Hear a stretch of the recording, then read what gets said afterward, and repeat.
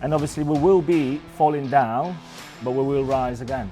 Acceptance. So if you're going through a really bad time, accept that this might take a day, 2 week, month. As soon as you accept it, the anxiety will go down. You will go to prefrontal cortex. You will see a broad vision. You will see, okay, maybe not now, but in a week's time, something will happen, or that's the solution. There is a way out. But when you are in your stress zone, that's a very narrow vision. You can't see any other possibilities. You cannot see the way out. For those who don't know me, my name is Konrad, and I am a certified clinical hypnotherapist. Have any one of you been hypnotized in the past?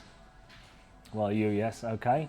So that's the wrong answer actually, because you have. You don't even know about it. But I will go to that later on. So many of us feel anxiety, depression every now and again, and you need to know that this is a natural state.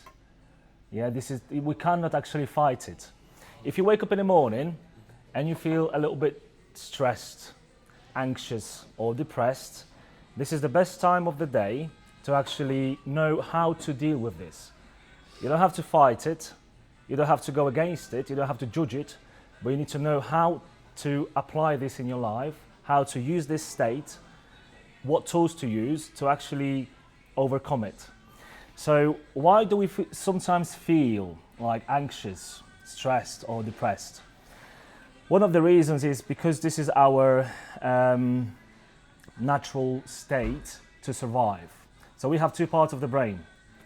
One part is the limbic system. So the limbic system has got three parts. You've got a hippocampus, which is your emotional memory. Then you've got your hypothalamus, which is it controls all the chemicals in your body, basically. So, but that brain, that limbic system has been made for survival. So whenever your body or brain will decide that there is a danger around, that you are actually in danger, that you might get hurt or you might get killed, that system will automatically switch on. Yeah? So there is another part of the brain which we also use. It's a prefrontal cortex.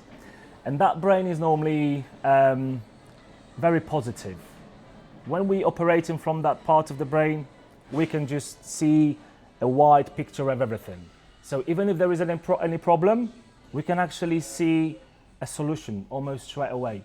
Or we have patience just to wait and see what happens next.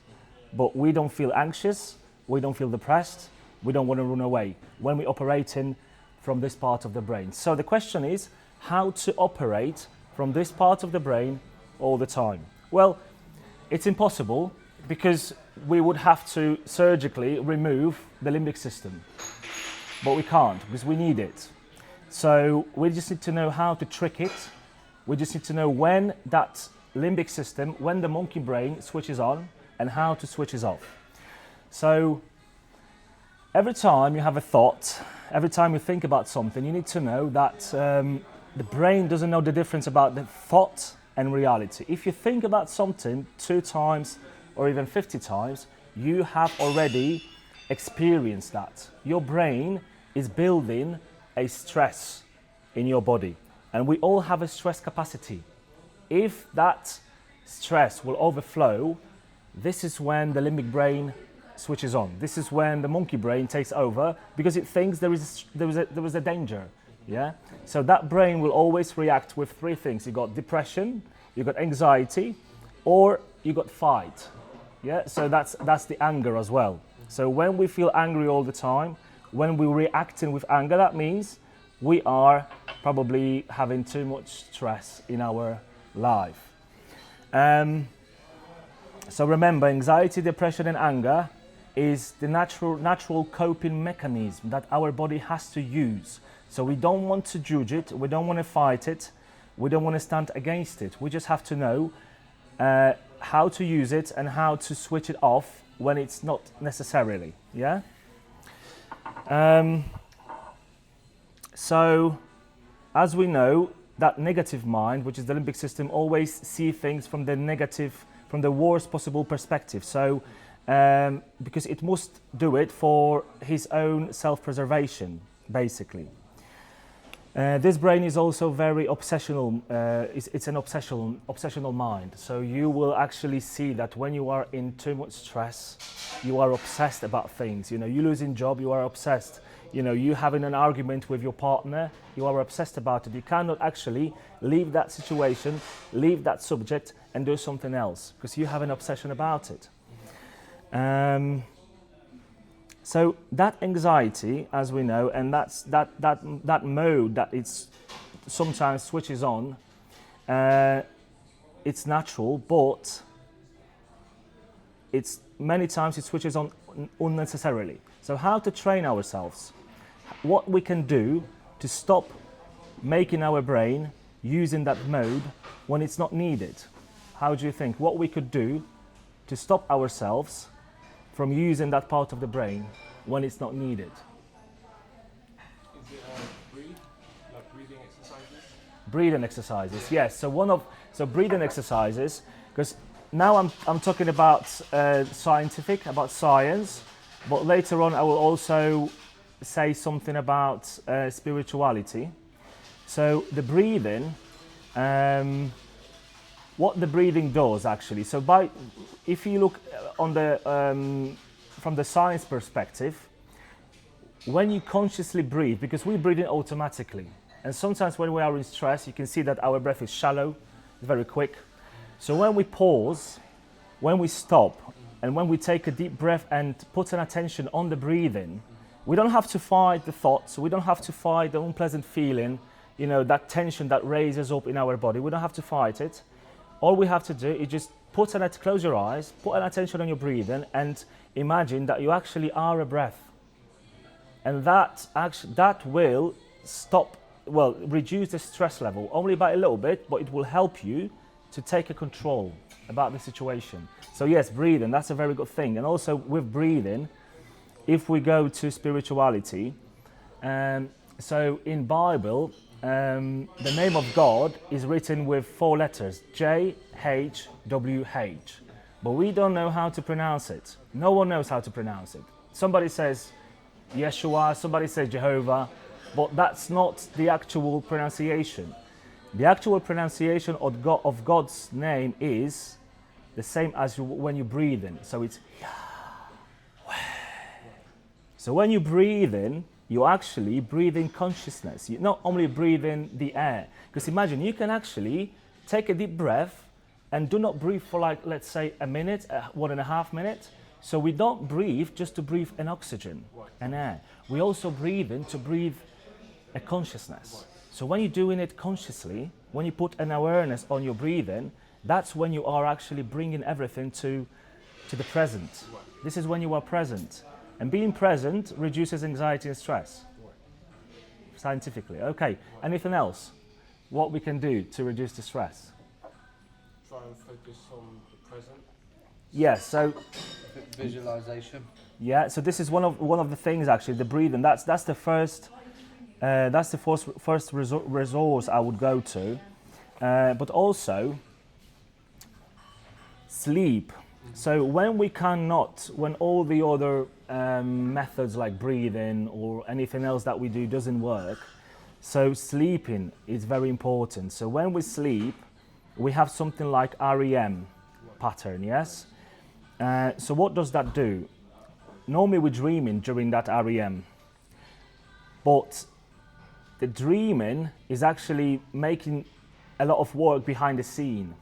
So each dream is actually reducing the stress. So whatever you went through the day or through the week, your brain during the dream will actually transform from negative to positive.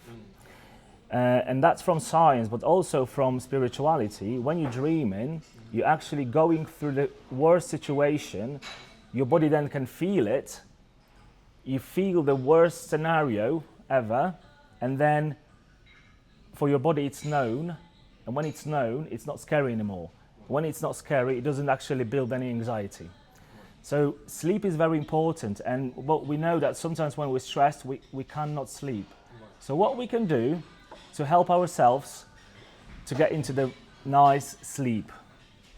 I mean, you could do some breath work. You could do some breath work, Some lavender, some routine. lavender some early routine, hour yeah. sunlight. Nice. Bath, yeah. A bath. Journaling. Journaling, yes, you You've can do got journaling, yeah. Candles. You've got audio tracks. Yes, audio tracks, yeah. So, have you ever tried any relaxation music before you go to bed? Yeah. How to prepare ourselves for the good sleep? So, yes, you know, everyone is different, so you have to find your own formula. You know, you can try some methods. One person will tell you, oh, I just watch the telly and that just switches me off. That's fine. If that works for him, I'm not going to judge it because that works. So we all build some mechanism, coping mechanism. When we are children, we do that. Some of them are not serving us. This is when we have to change it. But some of them are still okay. So I'm not saying that, you know, watching the telly is a wrong thing. If it helps you, that's fine. Listen to music, hot bath, yes, breathe in.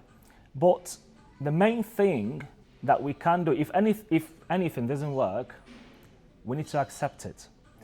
We need to accept that, okay, I am having a really bad time. That might not change in a week or month or two, whatever. And I am ready to go through it. Whatever happens, it happens. I cannot control things outside me, so at least I'm just going to surrender.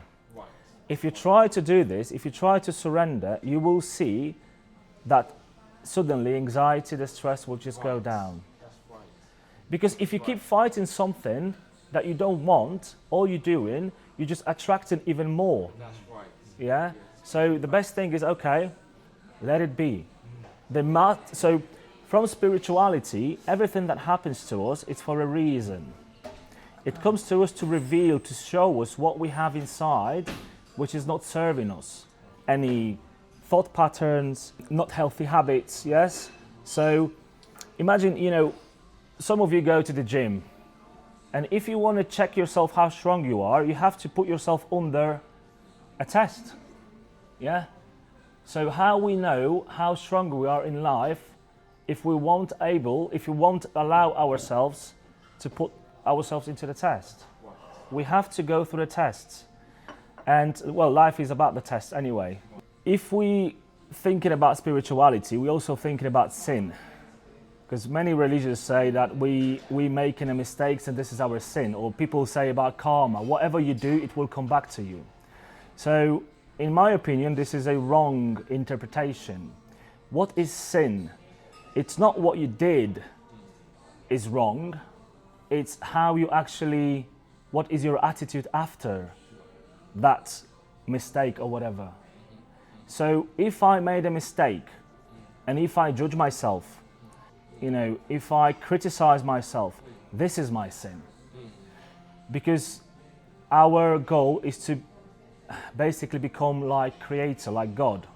Yeah, not judgmental, high self-esteem, and obviously we will be falling down, but we will rise again. So acceptance. So if you're going through a really bad time, accept that this might take a day, 2 week, month. As soon as you accept it, the anxiety will go down.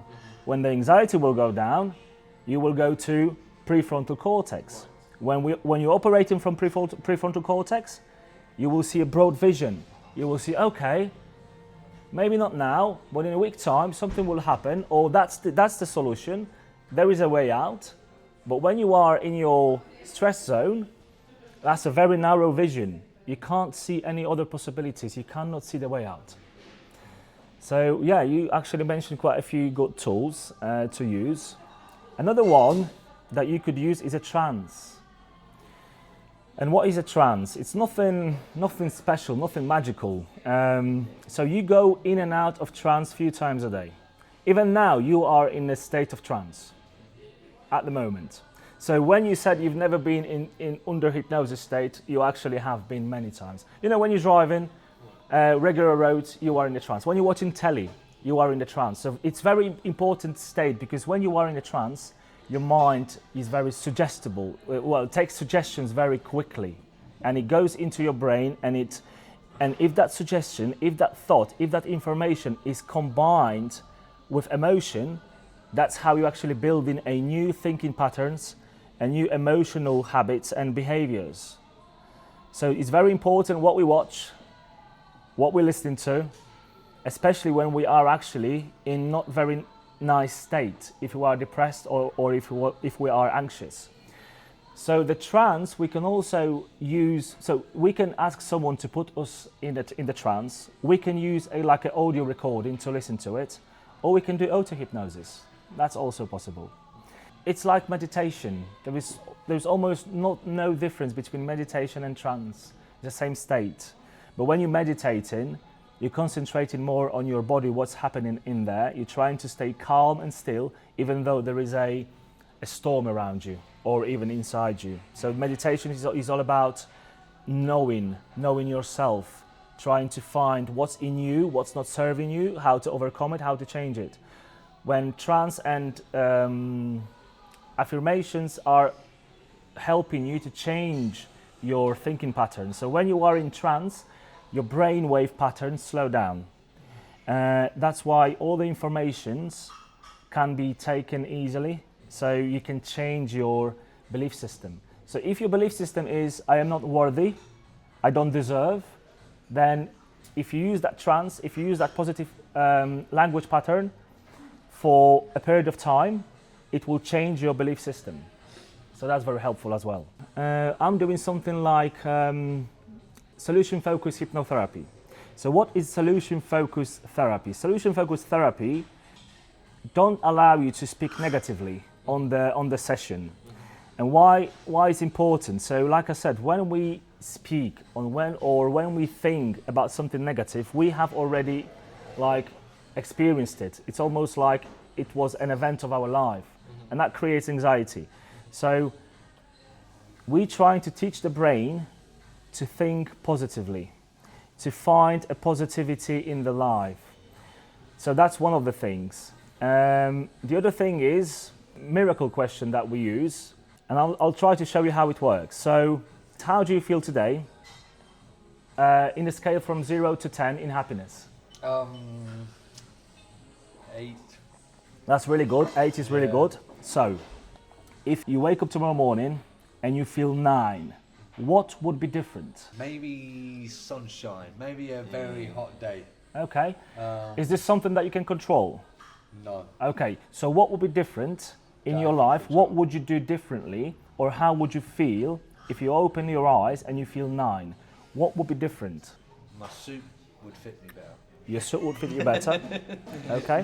I might have woke up on time and then changed my suit after I put it on. Okay. So I woke up a little bit late today, so I've got my suit out and then I put it on. I was like, God damn, it's a little bit tight. So you're waking up a little bit earlier. Yeah. Okay. Right. So we've got one thing. Normally on the therapy, I go for like probably 5 or 6 things. Yeah, but we're going to stop there. So you want to wake up early. I would have had breakfast. And you good breakfast. Good breakfast. Did have a good breakfast. But in order to do this, you need to wake up early. Right. What you can do today to make it happen? I can set an early alarm on my phone. Okay, so you want to set your alarm early on your phone. Earlier. Where is your phone? Take your phone and set the alarm. No. Yes. So you see, guys, how easy it is, and in the same time how strange it looks for our brain, because that was the first question that he probably heard like this, and it was at the beginning, it didn't really know what to do, because that's how our brain works. But you can train your brain to actually firstly visualize how would it be if I feel a little bit better than today. Because if your brain doesn't know how it would feel, how it would look like, if your body doesn't know how it would feel, if you won't take an action, it's not going to happen. So firstly, thought, then a feeling, and then what I need to do in order to make it happen. Because also, like Jesus said, faith without an action is dead.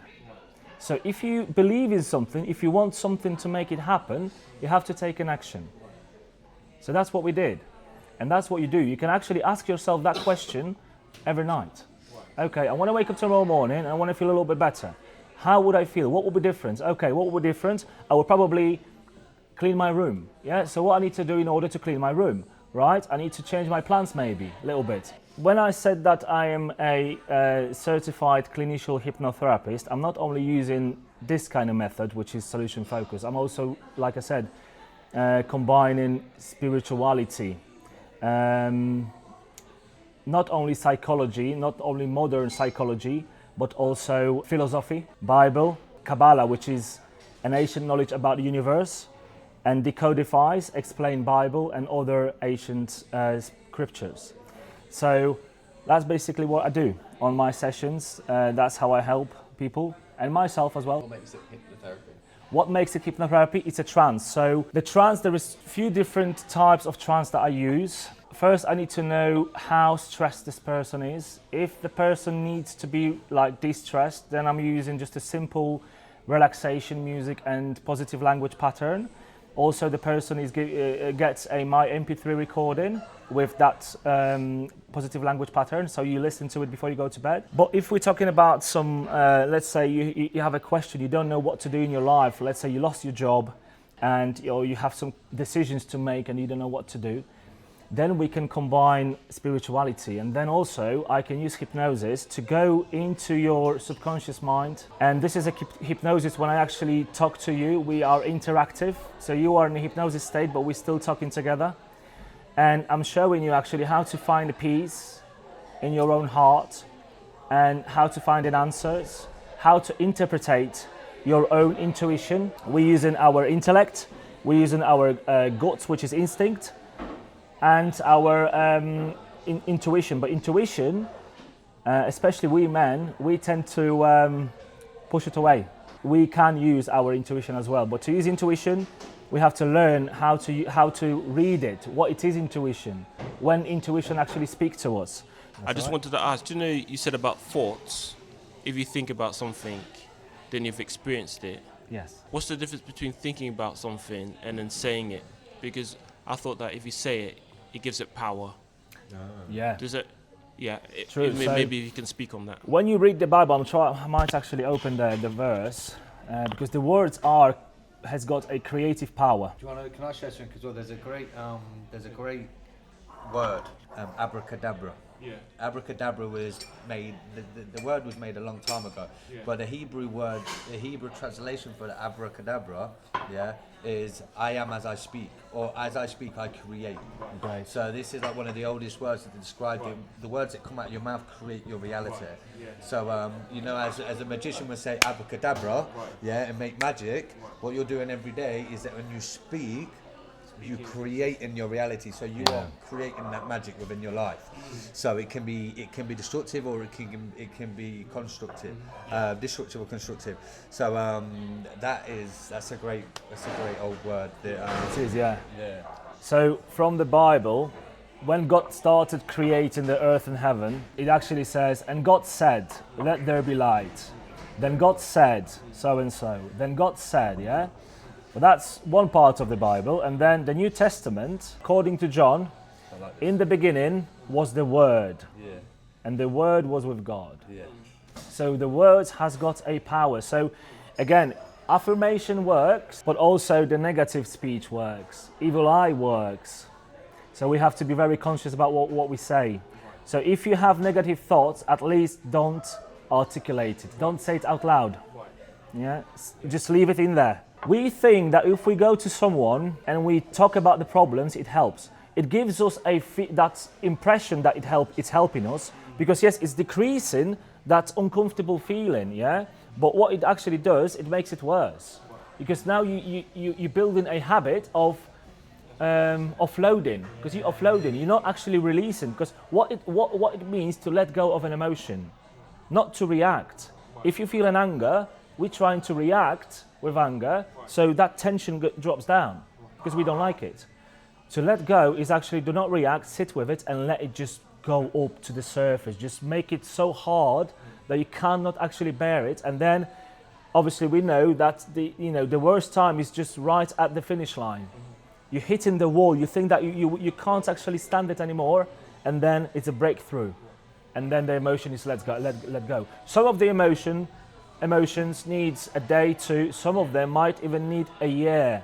If you, let's say, lost someone and you cannot let it go, it might need a lot of time. That's why being on your own and try to not use any coping mechanism to just ease it. because easing it, it's not letting it go. So sometimes the best thing I believe is to they call it exercising the chimp. Yeah. So it's to find somebody that you can trust, and then it's to get it out your system. Yes. With an intention of trying to release it or gain a perspective over it. Yeah. So and then you can learn from it. Yeah, and not just spewing it out, No. but trying to lay it out to try and get a better understanding, or just to get it off your chest. And I'll use another example. Is a personal example. I was going through an abundance of emotion. What I had to do is get it off my chest. So what I did is I rang my friend. I said, look, I don't need to say anything. I just need to listen.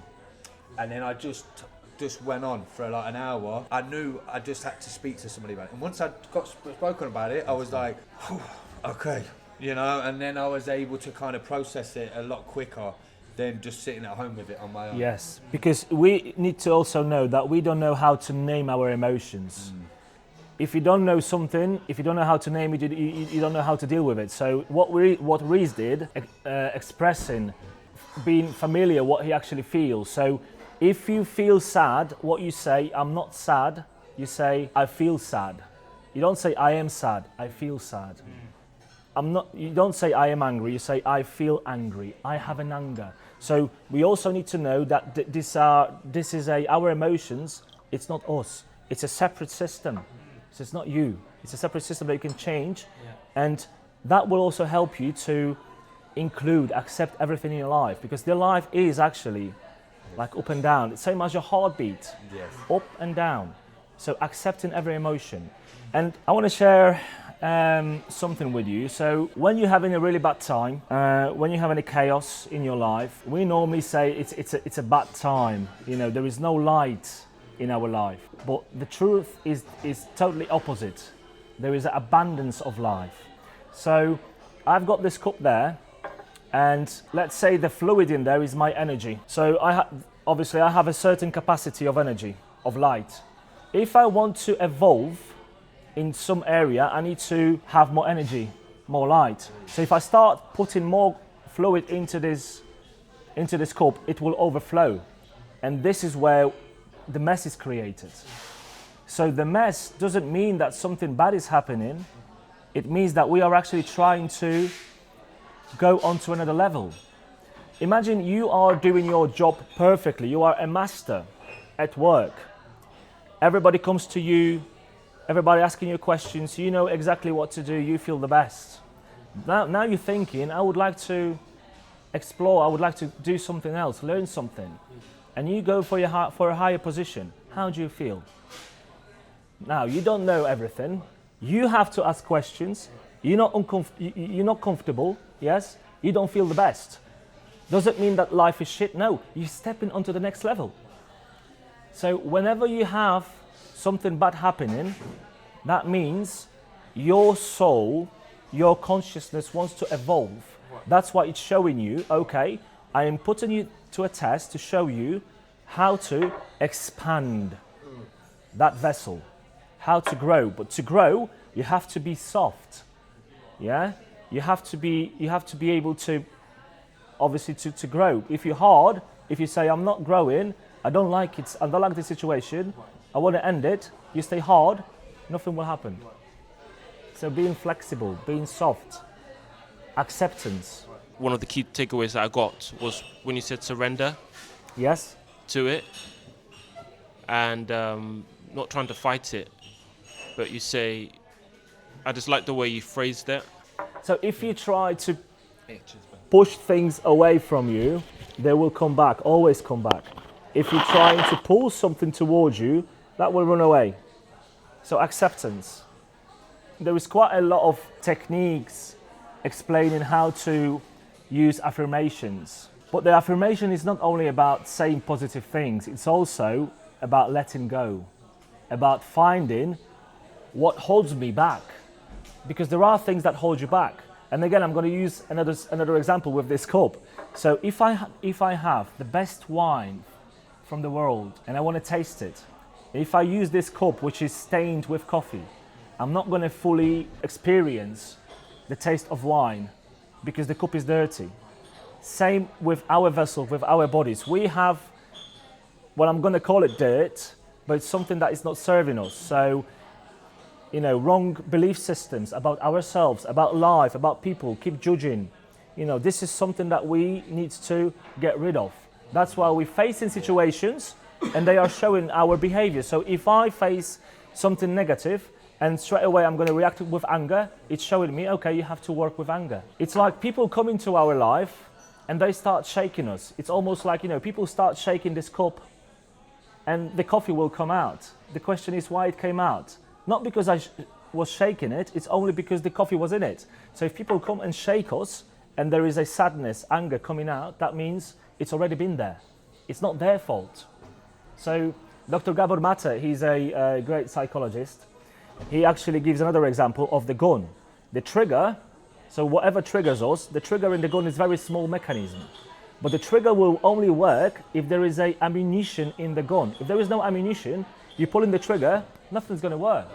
So we have an ammunition. So people has to come to us. They have to trigger. You know, they have to trigger things, and then we'll see. We can see what ammunition we have inside, what is inappropriate, and what is okay. And again, it's all about the acceptance, because we might get in the situation when we start finding the bad things within us, and we start judging again. We start judging ourselves, which is wrong, and you can actually get depressed by finding all the bad things in you. But no, this is acceptance. So all the mechanisms that we are using right now, they have been developed in early stage of our childhood. But we have to know that they were a very good mechanism. We developed them as good as we could to be able to survive. And they were serving us that time. But now when we are adults, we don't have to use them. Because we are in autopilot, we keep using them. But we don't have to. I have a question. Do you know, when it comes to journaling, what techniques would you use when you're writing your journal? What should you focus on in your journal entries? So again, it depends on your state. If you feel sad, if you feel angry, write it down, name it, be present.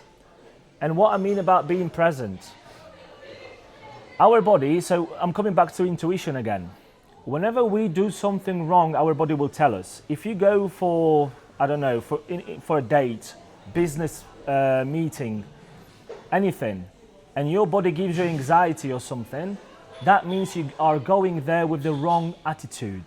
You are going there to take. What we should be doing, we should be going there to give. And David Guillaume, my mentor who I listened to, he shared the story once. He said he was going to bed about 10 o'clock, but then he got a text message from a sponsor.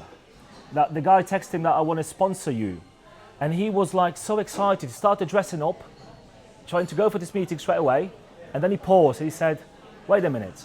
I was just ready to go to bed, get rest, and now I'm excited like a child about some text message.